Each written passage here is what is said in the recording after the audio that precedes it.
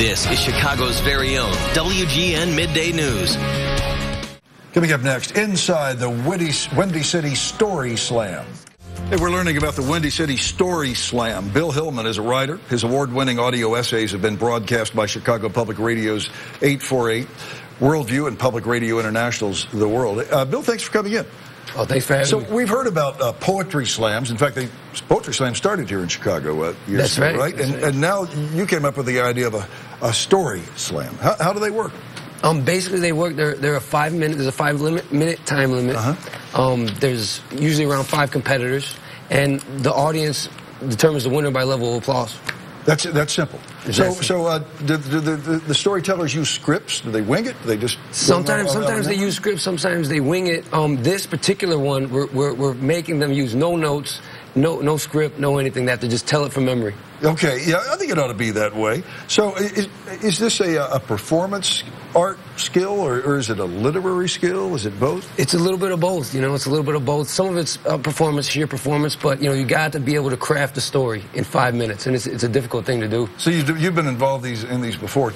Tell me one good story. Tell me one of the best you've heard. Oh, one of the best. You don't have 5 minutes, but you can tell me in 30 seconds. Well, one of the best I've heard, it was actually a guy who had just been released from prison. Okay. He was sentenced to life in prison for his 3rd felony, but he was actually innocent of the crime, and he had just been released. The evidence had just come up that he was not the perpetrator of the crime, and he was released. He was suing the state for his time that he was in prison. While in prison, he was stabbed in a prison riot. Yeah. And he was nearly killed. He barely survived, and he came out. Okay. He'd only been out for a couple weeks, and he came and told that story at our show. That's a good story. So these are not bedtime stories. No, they're pretty rough sometimes. Yeah, I mean, I saw one story where one of the contestants was a woman who witnessed a murder in Wrigleyville. Yeah. Saw the whole thing. And a true story. So are you a contestant?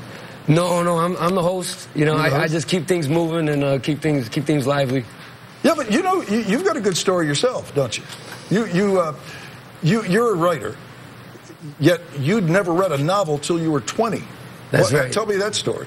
Well, you know, I just somehow avoided it in high school. You know, I'd always just found a way to pass and get through it. And in college, I was actually it was a really good teacher in my junior college, and he just convinced me to read some Hemingway. And I started reading it, and I read my first novel in one sitting at Elmhurst College. Just in one sitting. It was about 6 hours in the library. What was that? The Sun Also Rises. Okay, Hemingway influenced you tremendously, didn't he? Oh yeah, definitely. And still does.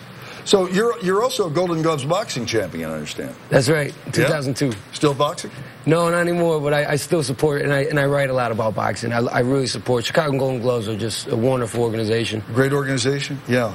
So what's your writing career like now? What are you doing? Well, I'm working on a novel. I'm working on a fictional novel, and I'm also I'm working on several different journalism. You know, I just wrote a series of pieces about the running of the bulls in Pamplona for OutsideMagazine.com. Okay, so the Poetry Slam is this Friday, right? Yeah, the Story Slam. Excuse me, not Poetry Slam.